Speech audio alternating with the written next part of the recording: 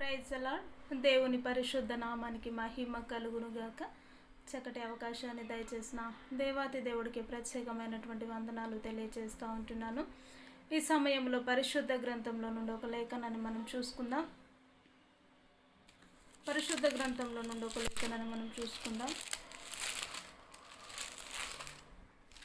యోబు గ్రంథము 32వ అధ్యాయము 1-2 వచనాలను గమనించినట్లయితే యోబు గ్రంథము 32వ అధ్యాయము 1-2 వచనాలను చూద్దాం.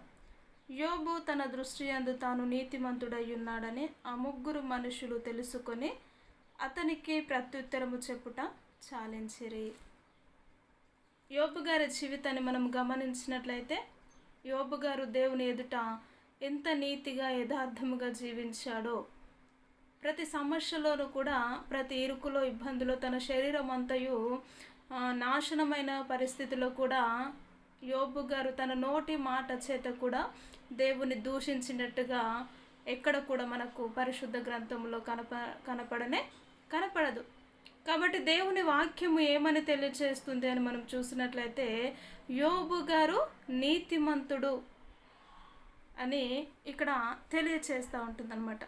యోబు తన దృష్టి యందు తాను నీతిమంతుడై ఉన్నాడని ఆ ముగ్గురు మనుషులు తెలుసుకొని అతనికి ప్రత్యుత్తరము చెప్పడం చాలించిరి.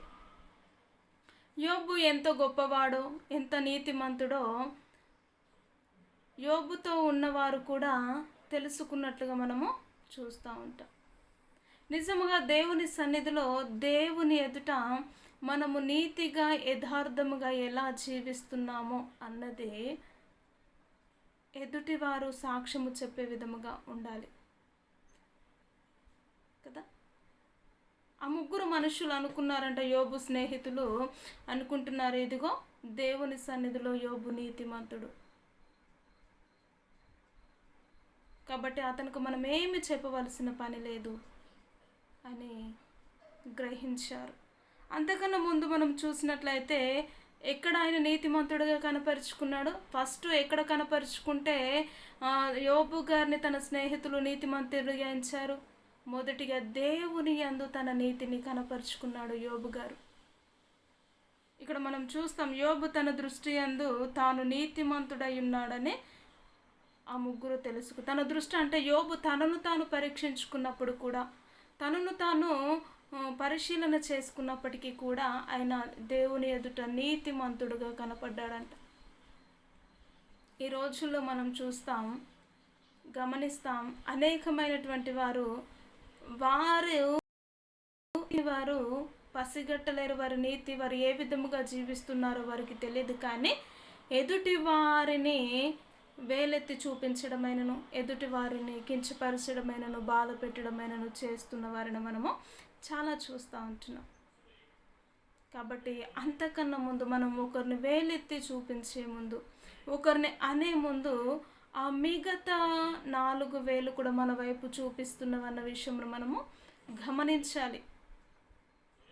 కాబట్టి మనము యోబు గారు దేవుని ఎదుట నీతిగా కనపరుచుకున్నాడు కాబట్టే, దేవుని ఎదుటగా మొదటిగా నీతిగా జీవించినప్పుడు ఆ నీతిని ఎవరు పసిగట్టారో తన స్నేహితులైనటువంటి ఆ ముగ్గురు మనుషులు కనిపెట్టినట్టుగా మనం చూస్తూ ఉంటాం.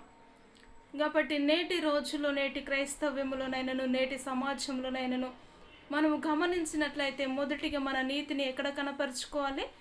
దేవుని సన్నిధిలో. మొదటిగా మన హృదయము ఏ విధముగా ఉంటుందో అనేది మనుషులు ఆటోమేటిక్గా చెప్పాలి అంటే దేవుని సన్నిధిలో మన హృదయాన్ని, మన నీతిని కనపరుచుకోవాలి. మొదటిగా మనుషుల ముందు కాదు, మాయమాటల చేత కాదు, కానీ దేవుని సన్నిధిలో మన హృదయాన్ని కనపరుచుకున్నప్పుడు ఆటోమేటిక్గా మనుషులు కూడా నీ కొరకు సాక్ష్యము చెప్పే విధముగా చెప్తారు. కాబట్టి దేవుడు అంటున్నాడు, యోబు గారు తనను తాను పరిశీలన చేసుకున్నప్పుడు, తన హృదయాన్ని తను పరిశోధించుకున్నప్పుడు తనకు తాను నీతిమంతుడిగా కనపడ్డట్టుగా మనం చూస్తూ ఉంటాం. కాబట్టి ఈ రోజుల్లో కూడా మనము దేవుని సన్నిధిలో మొదటిగా మన నీతిని, మన న్యాయమును, మన యథార్థతను దేవుని సన్నిధిలో మనము కనపరిచినప్పుడు అనేకులు మనల్ని బట్టి సాక్ష్యము చెప్పే విధముగా మన జీవితము ఉండాలంటే నిజముగా దేవుని ఎదుట మనల్ని మనము కనపరుచుకున్న విధముగా ఉండాలి. అటు జీవితము నేటి దినము వరకు లేకపోతే ఈ క్షణమందు దేవుడు నీతో నాతో మాట్లాడుతూ వస్తూ ఉంటున్నాడు. కాబట్టి ప్రతి ఒక్కరూ ఏకీభవించినట్లయితే ప్రార్థన చేద్దాం.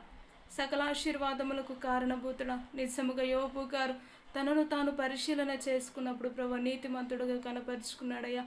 నీ ఎదుట నీతిమంతుడుగా ఎప్పుడైతే కనపరుచుకున్నాడో అనేకులు ప్రభు యోబు గారి కొరకు సాక్ష్యము చెప్పే విధముగా జీవించారు. మేము కూడా అటు జీవిత విధానాన్ని నీ సన్నిధిలో కనపరచుటకు అటు కృపను ధన్యతను మీరే దయచేయమని యేసుక్రీస్తు ఉన్నతమైనటువంటి నామములో ప్రార్థించి అడిగి వేడుకుంటున్నాము తండ్రి. Amen. Amen. Praise the Lord అందరికీ.